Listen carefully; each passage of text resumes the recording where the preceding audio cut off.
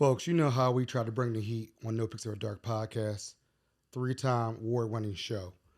We doing big things. We doing things for Baltimore. And you know I got to bring the heat and have one of the best guests come on day in, day out. And guess what? We got him coming on. And I've been working tirelessly to get him on the show. I had some personal things going on. He has some things going on. But finally, we got him in the studio. Mr. Eze Jackson will be the next voice you'll hear on the show. The NoPixAfterDark podcast is proudly partnered with Maggie's Farm. Located at 4341 Hartford Road, Maggie's Farm offers a unique dining experience with delicious handcrafted cocktails and mouth-watering cuisine, from falafels to scallops and everyone's favorites, honey sriracha cauliflower wings. Open for dinner from 4 p.m. until 10 p.m., Tuesday through Saturday, and for brunch, Saturday from 11 a.m. to 3 p.m., and Sunday from 11 a.m. to 4 p.m. with delectable chicken and waffles, shrimp and grits, biscuits and gravy, and more. Check out Maggie's Farm on Instagram and Facebook for daily and weekly food specials. OpenWorks is Baltimore's largest makerspace, offering access to tools ranging from 3D printers to welder, and training in how to use them. OpenWorks also offers affordable studio space, a coffee shop, and fun-free events throughout the year. But OpenWorks is more than a public workshop. It's a community of creative professionals, students, seniors, entrepreneurs, and makers of all kinds. Check out the website at www.openworksbmore.org or Instagram at open_works_bmore for class schedules, membership options, and more. No Picks After Dark is sponsored by Snug Books, an independent bookstore serving Northeast Baltimore and beyond. In addition to featuring new books for all ages, the store also carries cards, stationery, gifts, games, and more. Visit snugbooks.com to shop online, learn more about the store, read our latest newsletter, and find a calendar of events, or come browse the store in person. Snug Books is located at 4717 Hartford Road, next to Zeke's Coffee in Hamilton, Laurelville. There is free parking behind the store, and open hours are Tuesday through Sunday, 10 a.m. to 6 p.m. Welcome to the No Picks After Dark podcast. I'm your host, Aaron Dante. We got a good show for you today, folks. It's going to be heater. It's hot outside, but it's definitely hot up in this. But Mr. Eze Jackson, what's up, sir? What's going on, man? How you doing? We finally done it. Doing it right now. Yeah, we finally locked it in. Yes. Yeah, man. Yes. I remember I was doing an interview with one of your friends, Heidi. Shout out. Yeah. She said, you got to get my dude on. Yeah. And I was like, we working on it. Yeah. We working on it. And I always pinch myself because I always see people doing things like you. Yeah. And I'm excited to have you sitting down here and talk about it because you're doing some amazing things. You've been on some other people's shows and podcasts. Yeah. I've been like, I got to get him on my show, man. Yeah. He's doing a lot of great things for the community. So without further ado, like, give people a little bit of background about you before we get into like the nitty gritty, like who you are, because you're a man with many different hats. Yeah. Go ahead. Yep. Eze Jackson, Emcee primarily, rapper, Baltimore rapper, producer, curator, activist, did a little bit of journalism for a little bit, just an all-around Baltimore boy. I love the city, and I try to, in everything I do, try to highlight the best of it. I appreciate that. So, we got you after the podcast. So where'd you grow up in Baltimore? Did you grow up in the area? Where'd you grow up? We moved around a lot, mostly West Baltimore. When I was born in New York, my mother was born and raised in Baltimore. She's originally from Baltimore, but I was born in New York. We moved here when I was like 9. We lived over east, spent most of my time over west, Harlem Avenue, 800 block of Harlem Avenue. Lived over Liberty Heights and Garrison, that area for a while.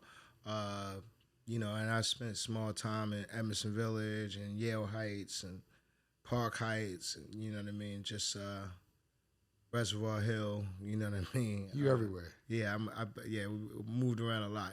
I know the city like the back of my hand. I like it. I like it. So, like, growing up as a child in the city and whatnot, what is your favorite childhood memory growing up in Baltimore? My favorite childhood memory is probably Acclaim and Artscape. Okay. I mean, to date, Artscape is my favorite weekend of the year. Like literally, like I look forward to Artscape more than Christmas, more than all of the holidays. Like, you know, I'm sad we haven't been able to have Artscape the past few years. But those two festivals for me growing up was my favorite childhood memory because you got to see kind of the range of who Baltimore was. You know what I'm saying? Like, when you grow up in the city, sometimes you spend a lot of time in your neighborhood. So to you, Baltimore only looks like that neighborhood. You know what I mean? But Artscape and Acclaim got me really to see. I kind of opened my nose to the creative side of Baltimore. So yeah, going to those was like the best. Were you always a creative growing up as a young child? Yeah, my mother was a poet. My father is a visual artist and a poet, and he think he can sing. And so I grew up, even when I was younger in New York, they used to always take me to Greenwich Village, and so I grew up in poetry readings, open mics, you know, jazz jam sessions, and stuff like that. Excuse me.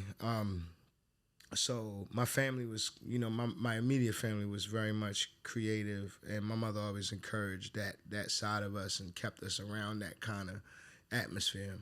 I love hearing that. That's really cool. So, what high school did you go to in Baltimore? Everybody's probably wondering. Baltimore School for the Arts. Okay. So that's where Tupac went, right? Yeah, that's and where Jada. Tupac went. Yeah, Okay, Jada. You know okay. what I mean? And so, what was your thing there? Like, what was like your niche into that school? I was in the theater department. Okay. Yeah, but after school, it was all raps. Okay. Like after school, lunchtime, in the hallway, in between classes, it was, you know, they didn't have, you know, they still don't have like a hip hop department or a rap class, but that was where I really got to connect with a lot of the other, the students that studied the other departments. You know what I mean? Like all the rappers kind of would find each other.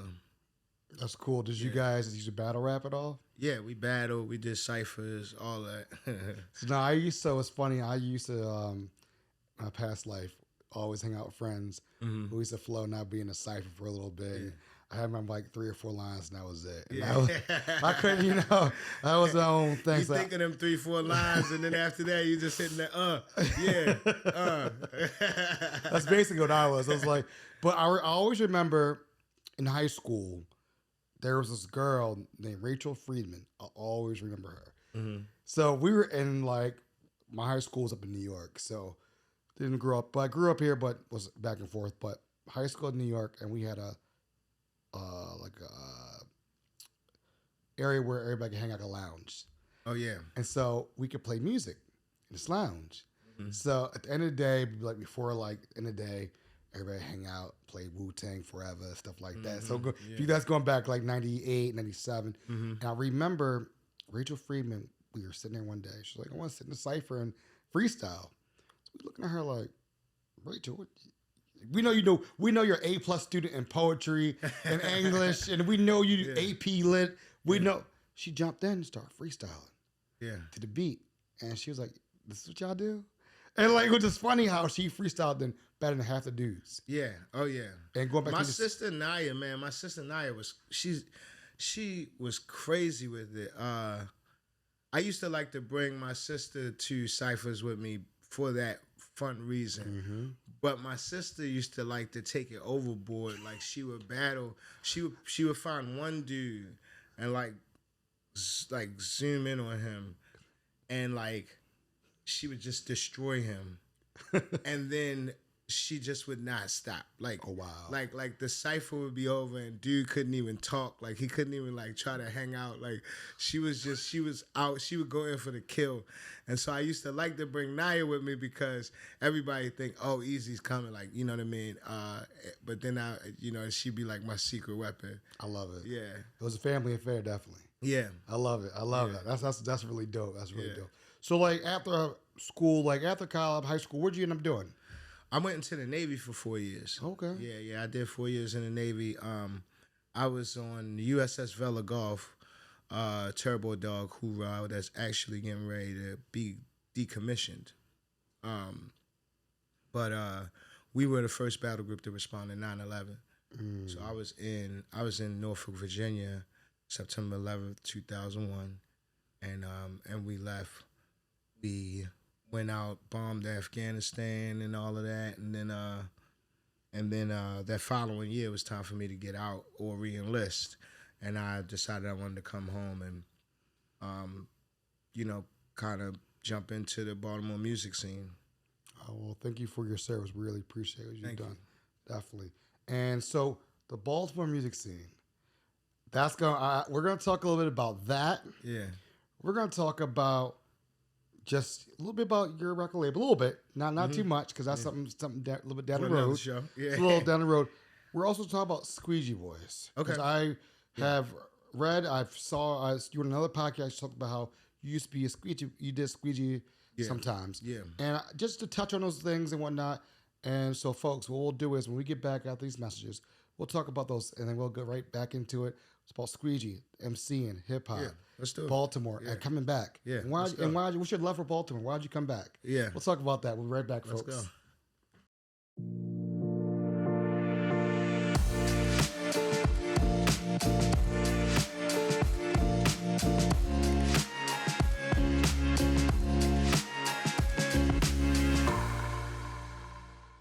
When you give to United Way, your gift could be the first spark of something bigger. It can help provide nutritious food for a family in need. Because eating healthy shouldn't be a luxury. It can help someone with housing challenges and be a catalyst for a new beginning. Because a safe space to call home is the foundation for building a better future. Give today. Spark something bigger. The NoPixAfterDark podcast is fueled by Zeke's Coffee. Have you tried their coffee yet? I'm telling you, there's something different about it. Maybe it's because they roast their beans in a fluid coffee roaster, which provides the most accurate roasting temperatures and made with love. You will just have to check it out for yourself and try their delicious food while you're at it. Open now for curbside service, online ordering, carry out, and they also do wholesale. Visit Zeke's Coffee at 4719 Hartford Road. Open Monday through Friday, 7 a.m. to 6 p.m. and Sunday, 8 to 5 p.m. Kitchen closes at 3 p.m. or visit Zeke'sCoffee.com and you too can be fueled by Zeke's.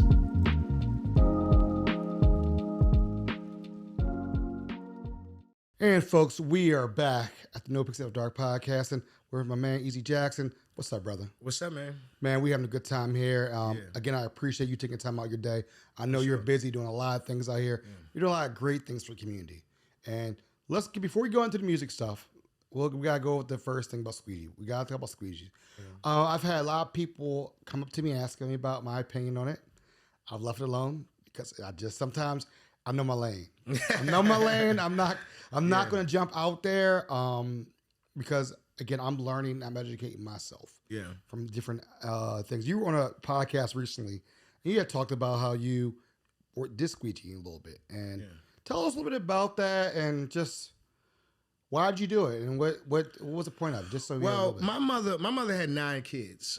And when I was growing up, for the most part, it was 6 of us at home. My grandmother raised my older 3 brothers, and my mother had the rest of us. And like about middle school age, I started squeegeeing because the boys in my neighborhood, we'd be out playing, and you get hungry, thirsty, whatever, and my homeboy Mike, rest in peace. Mike got killed when we was teenagers, but Mike told me one day, he said, "Yo, you should come up here with us, make some money." And we used to be on the corner of Monument in Washington and Madison in Washington, over by Hopkins. And this is like early mid 90s.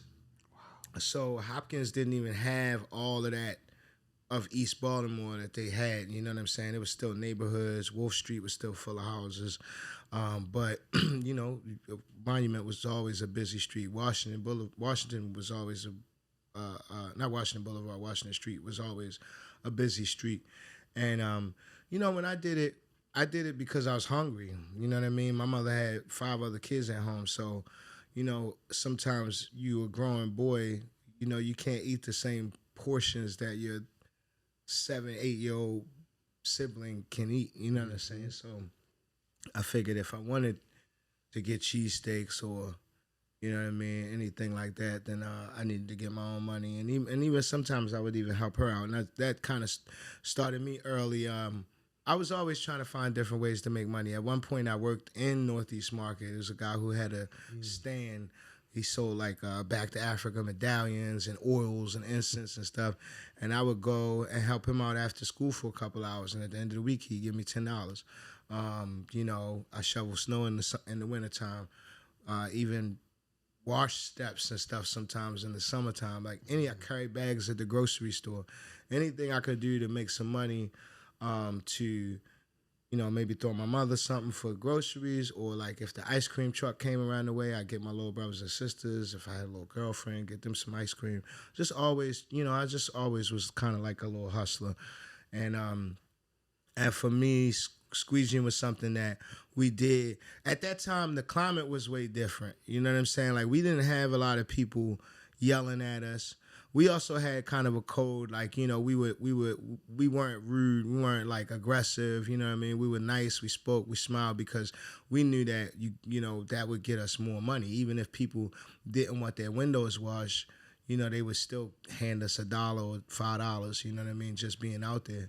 So it was a different climate than it is now. You know, we didn't have like Fox 45 and The Sun like reporting on us like we were these rogue criminals running the streets. You know, like kind of like, it's a bad climate right now. But I think even when I was doing it, I mean, it's just a reflection of so many other things than just the squeegee kids. Like, we weren't out there because we wanted to annoy people or we wanted to harass people. We're literally out there trying to eat.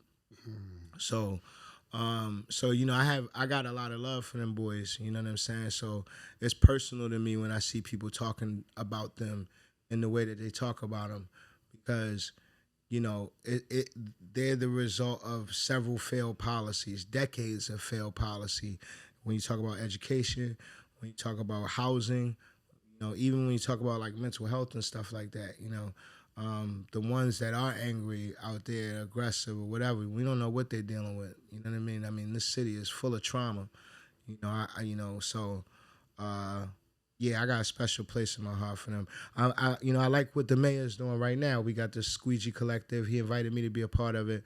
I think it's a great group of people that all share a love for Baltimore.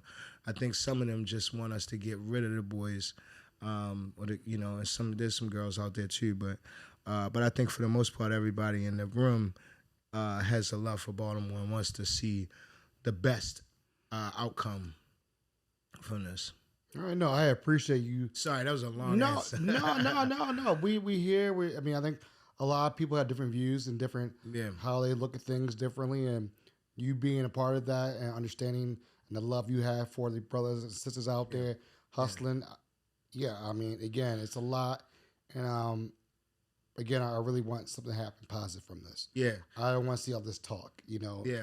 A lot of people talk. And I think my biggest concern right now is because Baltimore is growing and there's a lot of new money in the city and there's a lot of new people in the city, there's also a very intentional effort to erase Black Baltimore. That's why we don't have the Arabers anymore. You know what I'm saying? And while they don't need to be, they shouldn't, I won't say they don't need, they should not have to be out there to make money, but it is a fabric of our culture. You know what I mean? They could be refined more. You know, for me, squeegeeing was a stepping stone. You know, this was before I got accepted in the Baltimore School for the Arts. And, and all these things like that experience taught me how to hustle, how to work hard, how to talk to people, how to interact with strangers, all of that stuff. And then, there's the occasional dirt bike boy conversation that comes up. They want to see the dirt bike boys gone.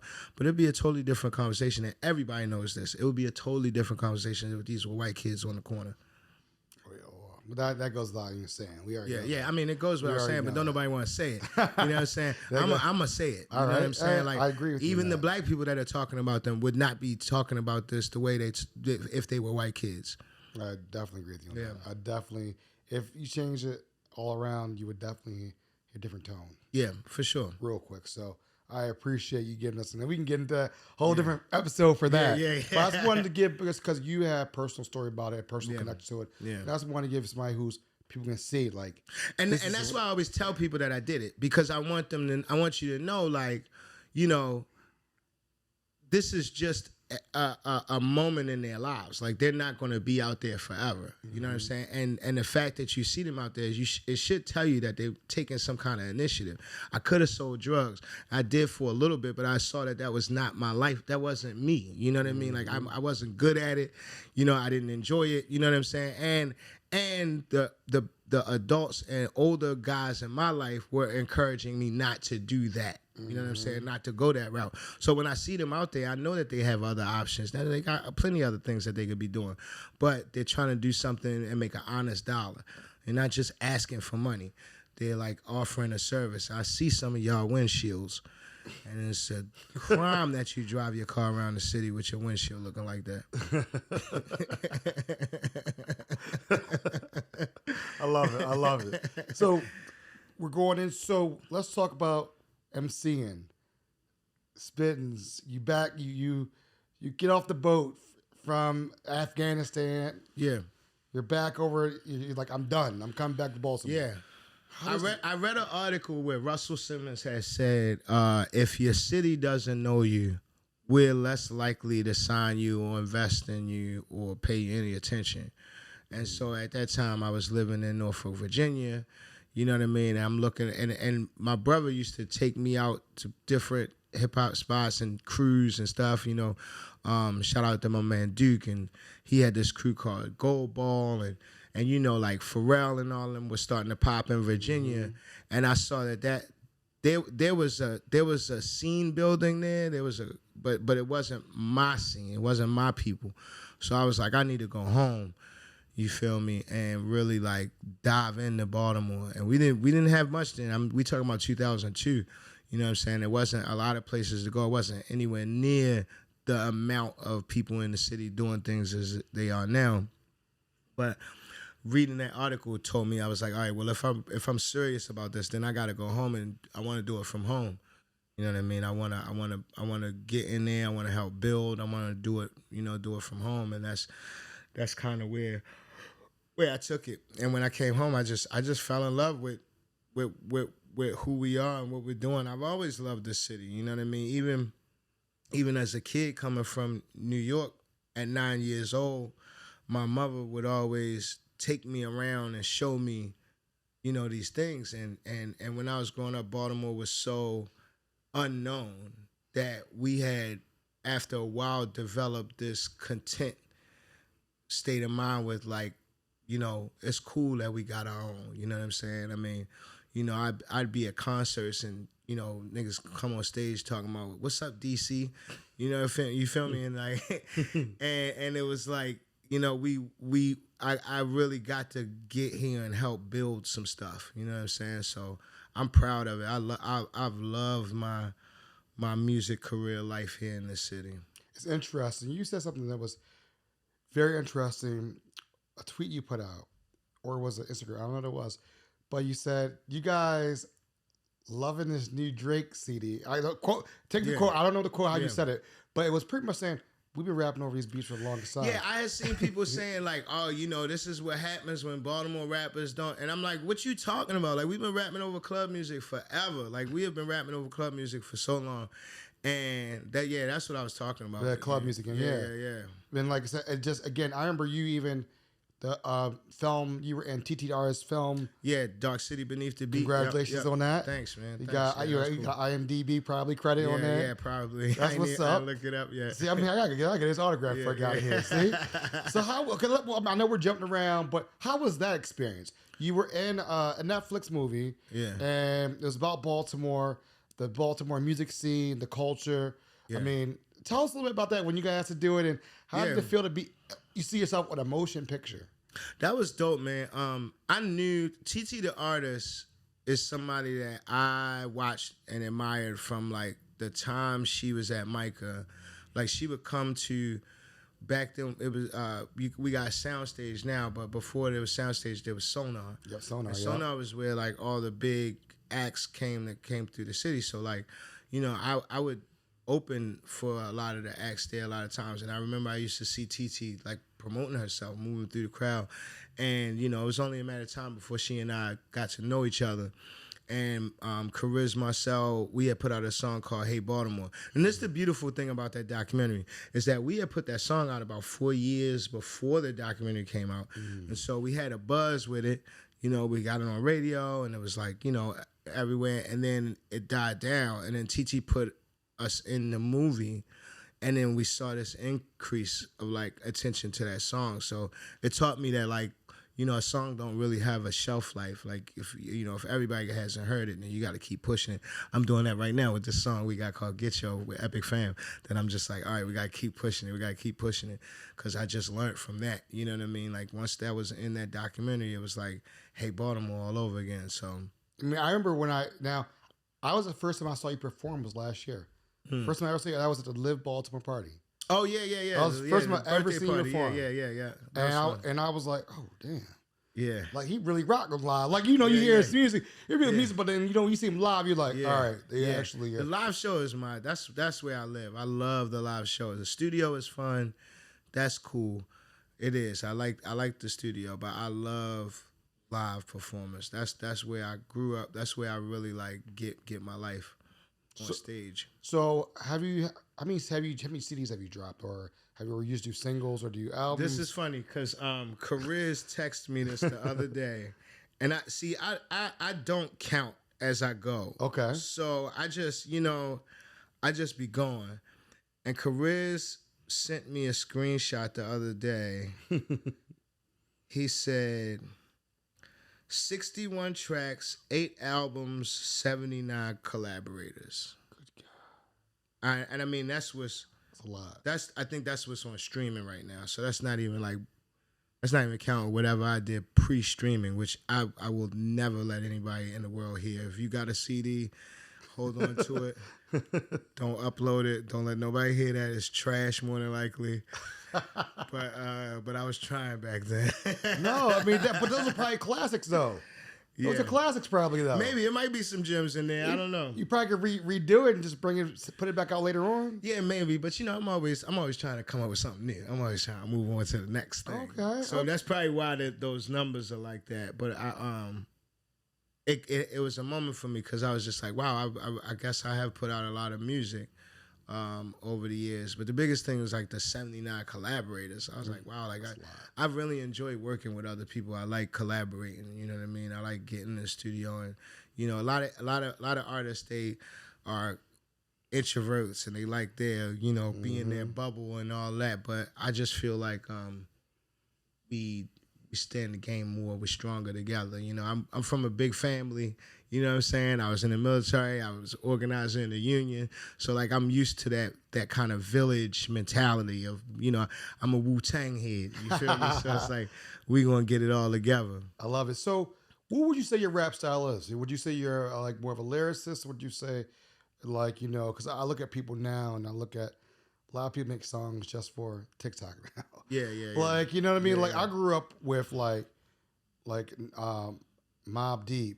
You know, KRS-One. Yeah. You know, Eric B. and Rakim. Like, I like lyricists. Like I always thought Cannabis was one of the best lyricists ever. Oh, man, yeah. But just couldn't get the beats together. Couldn't get the production. And, you know, you being in that, would you say you're like in those categories of lyricists, or you're just more of like a new age rap, or what would you call yourself? I mean, I'm a chameleon. You know what I'm saying? Like I can do what the song calls for. And I learned that from my band Soul Cannon. Like working with Soul Cannon really taught me more of how to be more flexible, and how to think of my voice as an instrument and not just, you know what I mean, not just a vocal, but more like what does the track need. In my most comfortable place, I'm a lyricist. Like I like bars, I like metaphors, I like telling stories. You know what I mean, painting those pictures. That's where I'm most comfortable. But I also don't like to be in my comfort zone too much. You know what I mean? So even like Hey Baltimore, that was my first time really writing something like that, because it's actually the easiest verses I ever wrote. But that's what the song called for. You know, it didn't call for me to get extra super lyrical, miracle, spiritual on them. You know what I mean? It just needed somebody in a voice to ride that beat and say something interesting, something Baltimore. So yeah, I'm down to. I'm open to a lot of different styles, but I think primarily I'm a lyricist. I mean, I tell people before I had this interview with you, I was like, this guy's everywhere. Yeah. He on the B side, he interviewing over here, he had concerts over here. Yeah. So I mean, we gotta give people the flowers, and I'm giving you the flowers because you were doing amazing things in Baltimore. Thank you, bro. You're an activist. You're out there. Yeah. You're speaking the truth. You're speaking your truth. Speaking what needs to be said out there. We appreciate what you're doing. I'm honored to have you on the show. I really am honored to have you on the show because it's an honor to have you here. It really is an honor to have you here, man. I appreciate it, man. I don't take that lightly. It's a lot. You're doing things. You're walking the walk, talking the talk, and you're doing it. Yeah. And I really want to just because you're not talking. And you said, I was out on the stump helping out politics. Yeah. Like that's really that's grassroots. You knocked on doors. You were like, I know your neighborhood. I know this. Yeah. But that's really cool because somebody really knows who cares about what they belong to. What they because you wear a lot of hats. Yeah. Yeah. Like I said in the beginning, you know what I mean? I'm a Baltimore boy. I love the city. I'm from a big family, so you know what I mean? I've always grown up with that, get in where you fit in, you know what I mean? Help out, you know what I'm saying? So, my mother might come home and the house is a mess.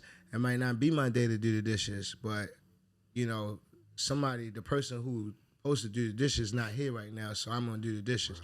You know what I'm saying? I kind of like carry things in that way, like, oh, you need somebody to help you with your campaign. I got you.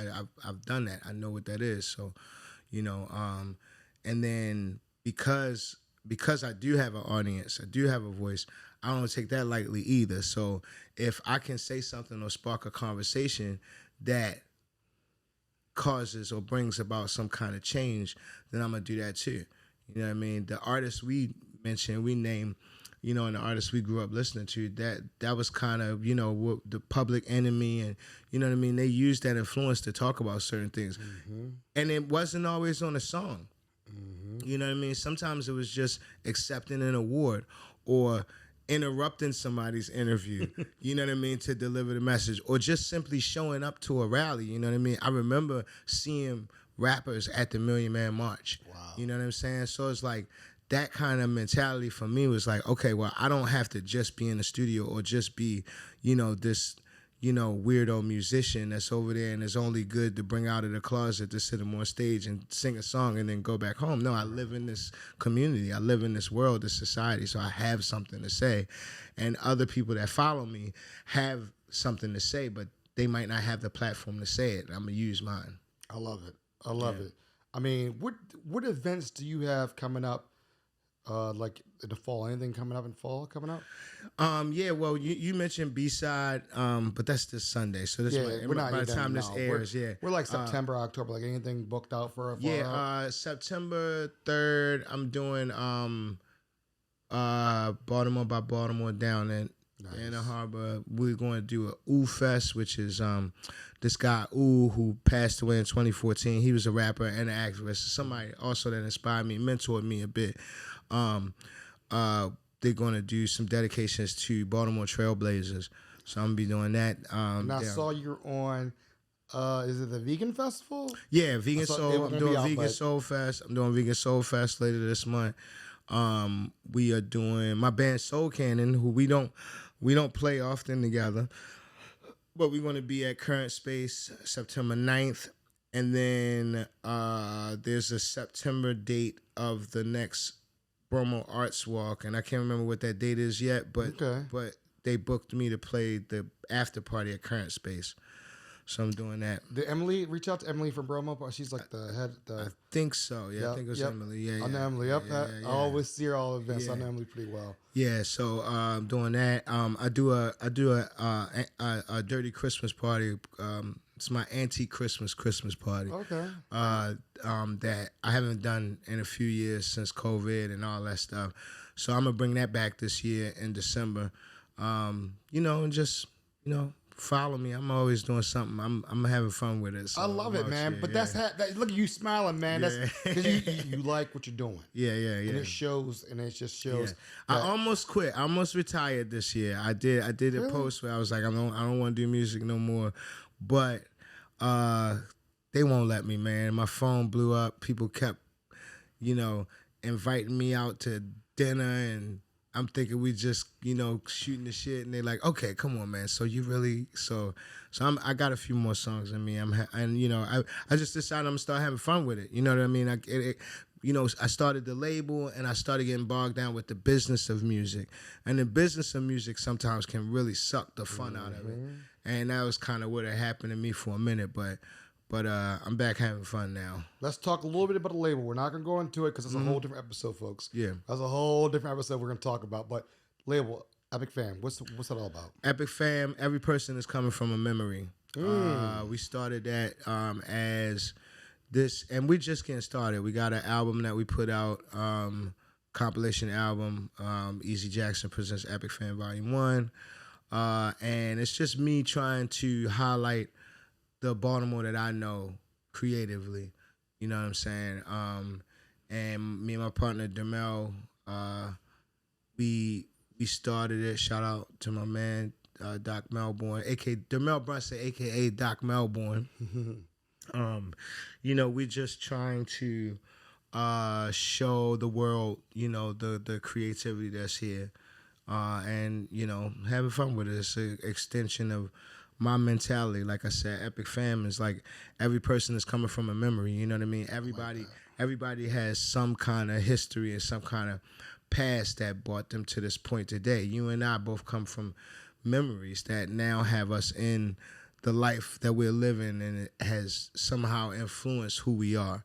Right. So, I think everybody has that, and, just trying to tell those stories and, shed light on the city as much as possible. I love it. Where can we find Epic Fam on social media? What's the handle? Do you know the handle by chance? Instagram at @BeMoreEpicFam. Okay. The website is epicfamlife.com. Twitter is @EpicFam1. Okay. Yeah. All right. I just wanted to get that plug. Yeah. We're gonna come back with those guys. We got something special for that happening. Yeah. But I'm happy about it. So, what do you want people to walk away from this interview? When they walk away, listen to it. If they're watching YouTube or they listen to the car, what do you want them to walk away about you and like just your journey? Because the story is still going. Yeah, the story's still being written for me. Right. You know what I'm saying? I'm still having fun. I'm still learning a lot. I think the biggest thing that lately I've been having this thing where this world can really give you limitations that you didn't ask for. You know what I'm saying? And limitations that you don't realize are not even real. And I think a lot of my life has been that, is overcoming limitations set before me. You know what I mean? I've been told so many times, well, you can't do that. There's no way you're going to do that. Why would you even do that? Even when I started the label, I had people saying, why are you doing all that? Like, worry about your own career. Why you worry about other artists? And there's always that thing where people, even when I was working in politics and I said that I was going to leave that and do music full time, I had people saying, why would you do that? You know what I'm saying? This is good money. It's not all about the money. You know what I mean? I wasn't sleeping well at night. I was overweight. You know what I'm saying? I was drinking like crazy. You know what I'm saying? I remember one time I was in a meeting and I went in because I had been burning both ends of the candlestick, and I was drinking a lot, and I went in the bathroom and I was I was doing a line of coke in the bathroom so that I could go back and pay attention in this meeting. And I stood up and I looked at myself in the mirror and I was like, bro, you're not happy, bro. Like you got a little bit of money and stuff, man, but you're fucking miserable, bro. And so I just encourage people to not be miserable. You know what I'm saying? I'm very happy right now. Like I said, I'm having fun and, I'm running, take care of myself and others. And, I just encourage people to overcome any of those boundaries that they see in their lives. You got all the time right now. When you wake up in the morning, you got that day, you got all the time left before God calls you to go for what you want. And that's what I'm doing. That's what I've been doing. And I just, that's what I want people to get from me. And I want to give him more flowers because him and I had a talk the other night. And again, this episode's going to come out a month from now. And I'm sure you remember, I was like, I was telling you about issues. Yeah. Of just validation. Yeah. And things of that nature. We talked about it. Yeah. And, you told me, you gave me some really good words of wisdom. Because sometimes you feel lost out here. Yeah. And you're doing it, you're like, I get these accolades, that's the Baltimore 3 years in a row. Yeah. The Baltimore Sun. And people are like, wow, but you're doing it. And you're like, yeah, but I'm not really like I'm there, but I'm like on that cusp. And you really gave me some inspiration of what you told me there. Because again, we all as creatives, artists, whatever, we go in those dark spaces and we're like, do I really want, like Ken's like, you wake up, do I really want to do this? Yeah. Yeah. And I mean, you can ask Dave. We were sitting there. We're just like, people I'm talking to are like, do you want to do this anymore? Yeah. And you find yourself in a dark spot. But I'm glad that's why I asked you. It's like, what are your thoughts? And you're like, nah, Aaron, just keep on doing what you're doing. Just keep on pushing, and I appreciate you saying that. No doubt, man. Yeah. Because the little things that I ask people, because you can find yourself in a spot where you're like, this is cool, but I could drop this tomorrow. I've learned that it's okay to want more, but it's not okay to ignore what you've gotten so far and to not be grateful for it. You know what I'm saying? Because, in a similar conversation I had with you, I had a younger artist one time tell me how somebody was talking down to them about how they were just you're just a local celebrity. You're just a local celebrity. And I told him, I said, bro, do you know how many people live in this city? I was like, the person who told you that, what do they do? Who knows them for what they do? Nobody. So be grateful because you don't have to, nobody has to recognize you for anything. You know what I'm saying? And, the stages that I've stood on, the opportunities that I've had, Baltimore has given me a lot of that. And because of what I got in Baltimore, I've been able to see the world. You know what I'm saying? I've been able to see the rest of this country, parts of this country I never thought that I would see. You know what I'm saying? And I'm grateful for that. Do I still want more? Yes, absolutely. But I always have to walk that balance of, but you know what? I'm fortunate. I didn't even have to make it this far. You know what I'm saying? Like I was telling you, I got so many homeboys that I think about, that were murdered before we even turned 18. You know what I'm saying? So I'm grateful. And the work is always there, but you got to be grateful for, bro, you've been able to interview some dope people and be in some dope spaces. You know what I'm saying? Like, so, be grateful, but, it's okay to want more too. I look around when I'm here and I'm like, yo, this is ill. This is sick. Like I do. I look around and I'm pinching myself, I got Xenia Films in the house. Yeah. Come on. Yeah, you feel me? Like this is sick. You know what I'm saying? And I've been invited on some podcasts, and some of them are okay, and some of them are, right. Really, they don't have the nice couch. You know what I'm saying? I'm like sitting in there, can't wait to get out of there. You feel me? So yeah, man, you're doing the damn thing. I'm proud of you. I appreciate you. Yeah, I really wanted to tell you that. Yeah, do we want to talk about the paper, or we want to leave that alone for something later? No, leave that. Okay, leave that. That's another. Leave that to the people who are running it. It's another one. So, where can we find you on social media? Like, if we want to find you, your page, we can find out where your music on Spotify. Like, what can we find? Where can we find? Yeah, Eze Jackson. First name is spelled Eze Jackson. And then my Instagram and Twitter are both Ezewriter, Ezewriter. Ezewriter on Instagram and Twitter.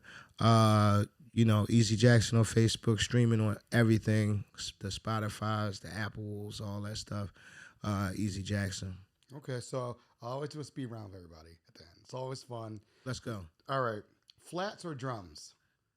Drums. Blue cheese or ranch? Ranch. Ranch? Ranch all day. Come on. Really? Yeah, come on. Oh, come also, on. I'm lactose intolerant, Okay, so ranch don't really hurt me like the blue cheese. Yeah. Okay. Crabs or crab cakes? Crab cakes.